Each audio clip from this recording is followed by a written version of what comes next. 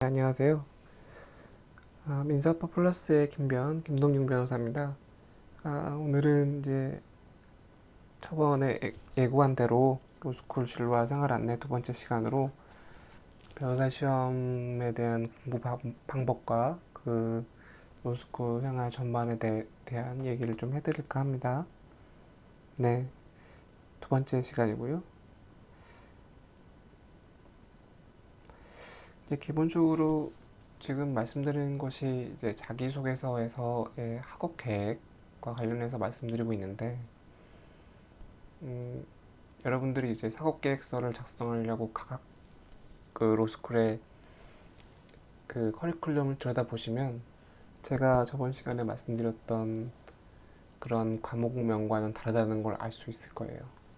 뭐 예를 들면 여기 민법을 예로 들면 그냥 민법이라고 되어 있는 학교도 있겠지만 뭐 계약법, 민법 총칙, 뭐 법정 착공관계론 뭐 이런 식으로 이제 민법의 각 파트를 이제 학기별로 나눠서 그렇게 이제 수업을 진행하고 있거든요. 그래서 기본적으로는 이제 여러분들이 특히나 이제 자기소개서 작성을 위해서 하셔야 될 일이 어떤 과목이 이제 변호사 시험에 좀 필수적인 과목인가 이거를 체크하셔서 그거를 좀 확인하신 일을 맨 처음 하셔야 될 겁니다. 기본적으로 이제 변호사 시험 과목이 필수 과목이 아닌 경우도 있어요. 그래서 필수 과목이 아니니까 변호사 시험 과목이 아니겠구나 이렇게 생각하시면 안 되고 확인을 해보셔야 될 거예요. 그게 이제 현실적인 이유는 모르겠는데 뭐 정말 어떠한 이유로 그런지는 모르겠는데 이제 이게 필수 과목하고 필수가 아닌 과목하고 그 학점을 산정하는 방식이 다르거든요. 그래서 이 필수 과목은 그 조금 더 엄격한 상대 평가를 해야 돼요. 그래서 그 모든 중요한 과목을 필수 과목으로 해놔버리면 상대적으로 학생들이 학점을 받는데 더 엄격한 상대 평가를 하게 되거든요. 그래서 이제 아마 그런 게 아닐까 저는 추측하고 있는데 아무튼 그렇습니다. 일단은 뭐 그렇고요. 두 번째로 이제 현실적으로 로스쿨 생활을 하는 데 있어서 그러면 이제 변호사 시험과 어떤 문제가 있느냐에 대해서 좀 말씀을 드려보면 기본적으로 이제 변호사 시험하고 그 이른바 내신이라고 불리는 중간기말 시험은 조금 성격의 차이가 있죠. 뭐 기본적으로 변호사 시험은 뭐 단기적으로 준비를 할 수 없을 만큼 범위가 넓고 판례 위주로 출제되고 그 다음에 중간 기말 시험은 물론 뭐 여러분들이 중간 기말 시험을 로스쿨에 가셔서 이제 치러 보시면 범위가 너무 넓다, 너무 힘들다 이렇게 생각하실 수도 있지만 뭐 그래도 변호사 시험에 비춰보면 상대적으로는 범위가 협소하다. 그래도 하루 이틀 밤새면 그래도 시험을 보는 게 가능하다. 뭐 이런 게 차이가 있고 요즘에는 그래도 변호사 시험 유사하게 판례 위주로 출제하려고 하시는 분도 계시는데 그래도 본인의 사견이 써주시면 점수를 잘 주시긴 하더라고요. 뭐 그래서 개인적인 교수님 사견이 시험에 중요할 수도 있다는 점이 차이점이 되겠는데 그래서 지금 이 갈등의 국면은 뭐냐면 기본적으로 학교 생활만 너무 열심히 하다 보면 이 변호사 시험 준비가 좀 소홀해지지 않느냐 뭐 이런 문제 의식이거든요. 그래서 실제로도 뭐 그렇게 하시는 분들이 있어요. 뭐 나는 뭐 학교 생활은 버리고 그냥 뭐 그 신림동이나 신촌 쪽에서 하시는 그 학원 강의 위주로 계속 공부를 해서 변호사 시험을 준비하겠다 뭐 이렇게 말씀하시고 실행하시는 분들도 계신데 뭐 결론적으로 말씀드리면 결코 바람직하지 않습니다. 그런 건 왜 바람직하지 않냐면 기본적으로는 시간이 절대적으로 부족해요. 시간이 절대적으로 부족하기 때문에 왜 그러냐면 수업을 듣게 되면 수업을 안 듣고 로스쿨 졸업할 수는 없거든요. 일정 시간은 출석을 해야만 학점이 부여되고, 출석을 하지 않으면 무조건 F를 주게 돼 있기 때문에 출석은 해야 되는데, 그렇게 되면 기본적으로 학교 수업에 자신의 시간의 반 이상을 그 자리에 앉아 있어야 되거든요. 그러면 어, 그 시간 학교 수업은 변호사 시험에 준비가 도움이 안 돼라는 방식으로 접근하게 되면, 그 시간은 그러면 변호사 시험에 대해서는 버리는 시간이 되는 거죠. 그러면 공부할 시간이 그만큼 줄어드는 거예요. 그래서 조금 거친 면이 있더라도, 조금 수업이 강의력이 좀 떨어지는 면이 있더라도 어떻게 해서든지 그 교수님들이 하시는 수업 내용을 잘 변호사 시험에 도움이 될 수 있게끔 소화해 내느냐가 가장 중요한 요소가 되겠습니다. 뭐 구체적인 이유들은 좀 더 많은데, 어, 실제로 뭐 자기소개서에서도 뭐, 뭐 설마 그렇게 쓰시는 분들은 없겠지만, 어, 어떤 과목명이나 이런 것만 나열하는 것보다는 조금 방향성을 언급한다면 그러한 지점이 아닐까 싶어요. 수업을 잘 준비해가는 게 중요하다, 뭐 이런 지점이죠.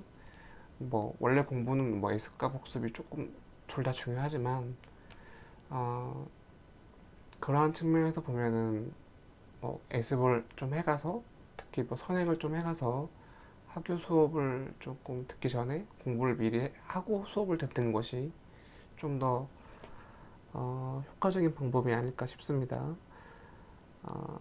뭐 그렇다고 뭐 나는 뭐 인강을 미리 들어서 뭐 준비를 하겠다 이렇게는 좀 네, 부적절하신 것 같고, 뭐 사교육에 대해서 교수님들이 좀 부정적으로 보시는 경우는 있거든요. 자기 생각에는 뭐 학원 수업을 꼭 들어야 되느냐, 인강을 꼭 들어야 되느냐, 뭐 그런 거는 바람직하지 않는 것 같다 이렇게 생각하시는 교수님도 상당수 있으시기 때문에, 굳이 뭐 실제로는 뭐 학원 수업을 좀 듣고 준비를 하더라도 그런 얘기를 자기소개에서 쓰실 필요는 없을 것 같습니다. 뭐 구체적인 방법은 이제 뭐 실제 학교에서도 실제로도 그렇습니다. 뭐 학교 수업이 대부분 이제 학생들이 대부분 학교 교수님들이 수업을 되게 못해서 변호사 시험 준비에 도움이 너무 안 되는 것 같다 그렇게 말씀들을 많이 하시는데, 아, 1차적으로는 준비가 덜 돼서 그런 면도 있어요. 뭐 물론 교수님들 중에 정말 변호사 시험에 도움이 안 되는 말씀만 하시는 분도 없진 않지만, 대부분의 이유는 이제 그 수업을 소화할 능력이 안 돼서 그렇게 느껴지는 경우가 더 많거든요. 그리고 실제로 교수님들 중에서도 정말 학원 강사 못지않게 강의 능력이 출중하셔서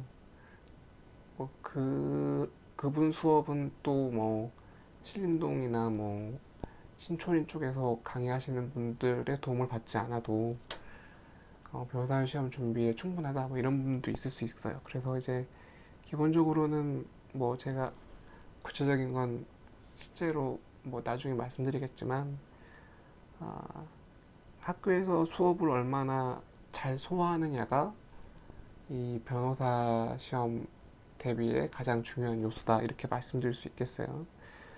뭐 구체적인 방법이나 뭐 이런 거는 여기서 짧은 시간에 말씀드리긴 좀 어려운 내용인데, 기본적으로는 어, 제 생각에는 이 중간 시험이나 기말 시험 같은 경우도 사실 변호사 시험 못지않게 긴장감이 있거든요. 그래서 그 자체가 하나의 그 변호사 시험으로 가기 전 단계 하나의 이제 연습이라고 볼 수 있어요. 그래서 학교 생활 자체의 충실도나 텐션을 낮추고, 나는 뭐 따로 신림동이나 뭐 학원가의 인강의 도움을 받아서 3년 동안 뭐 충실하게 변호사 시험에 초점을 맞춰서 공부를 하겠다 이렇게 생각하시면 사실은 크게 미스하는 거라고 생각합니다. 물론 뭐 그런 얘기를 자기소개서에 쓰실 분은 안 계시겠죠. 뭐 그렇고, 대부분 분들이 이제 그 학교 생활에 대한 학업 계획을 작성할 때 그냥 과목명을 나열하는 데서 그치거든요. 뭐 그래서 아까 이제 설명드렸다시피 학교에서 이제 변호사 시험 필수 과목을 찾고 뭐 무슨 학기에는 무슨 과목을 듣고 무슨 학기에는 무슨 과목을 듣고 뭐 이런 정도의 언급 정도 하시는 게 대부분인 것 같은데 그래도 하나의 이제 방향성을 제가 뭐 감히 제시해 보자면 그래도 학교 생활에 충실하게 수업을 준비할 수 있도록 대비하는 거에 좀 더 초점을 맞추겠다 뭐 이런 점을 강조하시는 것도 뭐 하나의 방법이 아닐까 생각이 듭니다. 네, 뭐 조금 알맹이가 없다고 생각되실 수도 있는데 실제로도 이제 학교 변호사 시험과 학점과의 연관성도 보면은 실제로 이제 학점이 높은 분들이 대부분은 변호사 시험 합격률도 높거든요. 뭐 반대의 경우는 또 가끔 있긴 하지만 어, 제 생각에는 여러분들이 생각하시는 것 이상으로 이 학교 수업하고 변호사 시험 출제하고 관련성이 대단히 높아요. 그리고 뭐 서울대학교 스카이권 로스쿨이라고 변호사 시험에 출제를 더 많이 하고 뭐 지방 사립이나 지방 대학이라고 변호사 시험 출제에 덜 들어가고 이건 아니거든요. 그리고 오히려 뭐 조금 그 출제에 있어서는 정말 엄격하게 로테이션이 돌아가기 때문에 어, 지방대 우리 학교 뭐 입학하시는 학교가 뭐 지방대 로스쿨이라고 해서 학교 수업을 등한시하거나 이런 건 대단히 좀 현실을 좀 잘 모르시는 행위가 될 수 있다는 거 그런 점들은 제가 좀 말씀드리고 싶습니다. 어, 오늘은 뭐 여기까지 하고요. 어쩌다 보니까 이제 좀 구체적인 내용이나 이런 건 조금 생략을 하게 됐는데 어, 이제 본격적으로 이제 그 선행을 뭐 지금도 하시는 분들이 있긴 하던데 선행 학습이 본격화되는 건 이제 아무래도 입시가 끝나고 합격자 발표가 난 12월 정도가 될 것 같은데 그쯤에서 한번 정말로 조금 디테일한 부분까지 포함해서 공부 방법론이나 이제 로스쿨 생활에 대해서 조금 더 디테일하게 알려드리는 시간을 갖도록 하겠습니다. 오늘은 여기까지 하고요. 경청해 주셔서 감사합니다.